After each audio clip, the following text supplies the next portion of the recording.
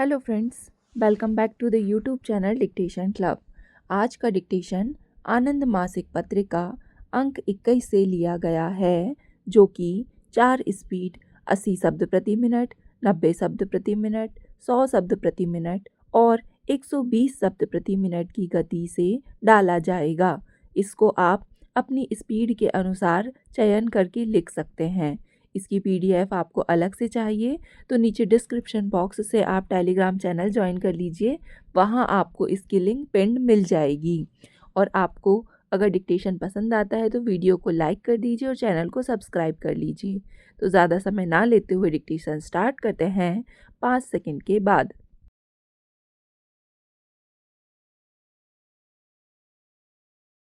महोदय, अनुसूचित जातियों एवं अनुसूचित जनजातियों के लिए 150 करोड़ रुपए आवंटित किए गए हैं। मैं बहुत प्रसन्न हूँ कि आप इस संबंध में अधिक से अधिक धन आवंटित कर रहे हैं, परंतु आपको उनके साथ अच्छा व्यवहार करना चाहिए। आप देखते हैं कि पंजाब में क्या हो रहा है, तमिलनाडु में क्या हो रहा है। यह उनको केवल धन देने से ही बात नहीं बनेगी, वे इज्जत तथा अच्छा व्यवहार भी चाहते हैं। आपको इस बात को समझना है। गैर सरकारी क्षेत्र के प्रतिष्ठानों तथा सरकारी प्रतिष्ठानों में भी हरिजनों के लिए आरक्षित पद अभी भी रिक्त पड़े हैं। सरकार ने इन पदों को भरने में कोई रुचि नहीं दिखलाई है। मैं सरकार से आवश्यक कार्यवाही करने का अनुरोध करता हूँ। दूसरी बात कामराज नई हरिजन आवास योजना के बारे में है। यह कुछ नहीं है बल्कि पुरानी योजना का ही नया रूप है। अब आपने पुनः इसका नाम कामराज नई हरिजन आवास योजना रख दिया है। मैं बहुत प्रसन्न हूँ कि कम से कम आपने तो कामराज को याद किया और कामराज के नाम का प्रयोग किया, यद्यपि बहुत देर से किया। कम से कम चुनाव के दौरान आप प्रयोग कर रहे हैं, सोच रहे हैं, जिससे कि आपको वोट मिलेंगे। कामराज की सुरक्षा करने वाले हम प्रथम व्यक्ति थे। आपातकाल के दौरान कांग्रेस शासन के दौरान गिरफ्तारी का वारंट जारी हुआ था। डॉक्टर करुणानिधि ने इसे रोका। उन्होंने न केवल आदेशों को जारी करने से रोका, बल्कि कामराज को सुरक्षा तथा संरक्षण प्रदान किया। अपने अंतिम वर्षों में कामराज उनको दी गई सहायता और प्रजातंत्र बचाने के लिए DMK से बहुत प्रसन्न थे। एक अन्य बात मैं कहना चाहता हूँ।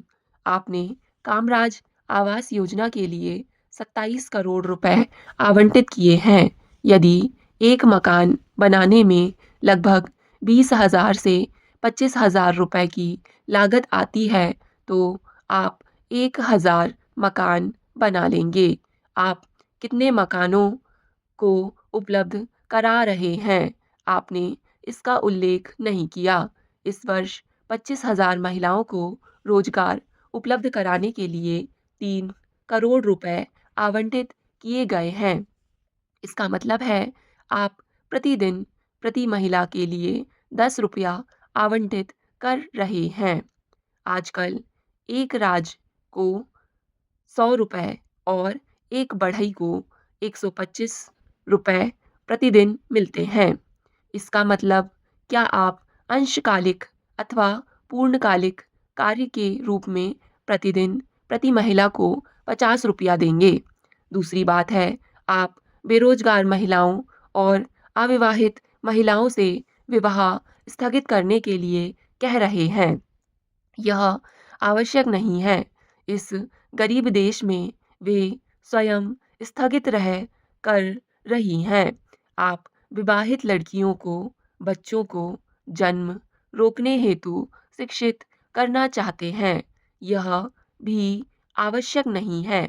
आवश्यक वस्तुओं और खाद्य पदार्थों के मूल्य बहुत अधिक बढ़ गए हैं, जिससे वे स्वयं ही बच्चों के जन्म पर रोक लगा रही हैं। महोदय, दूसरी बात यह है कि आप विभिन्न कार्यों में युवतियों को लगा रहे हैं। क्या आप विवाहित लड़कियों को शिक्षित करने के लिए काम में लगा रहे हैं? आपने इन बातों की उचित रूप से व्याख्या नहीं की है। यह हास्यास्पद है। यह बहुत दुर्भाग्य की बात है कि लघु उद्योगों के लिए प्रोत्साहन की घोषणा की गई, जबकि संसद का सत्र चल रहा था। मैं लघु क्षेत्र के लिए प्रोत्साहनों का विरोध नहीं कर रहा हूँ, किंतु मैं सरकार ने जिस ढंग से इसकी घोषणा की, उसका विरोध कर रहा हूँ।